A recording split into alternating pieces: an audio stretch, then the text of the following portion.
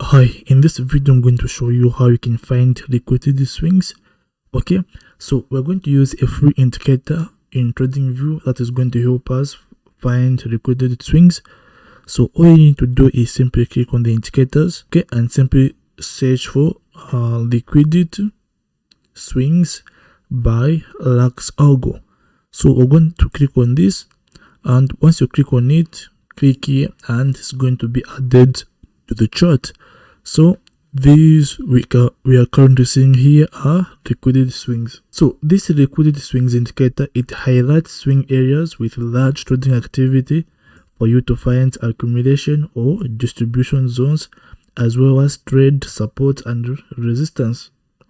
So like the number of times like the price has reversed the swing area is highlighted by a zone delimiting these areas here.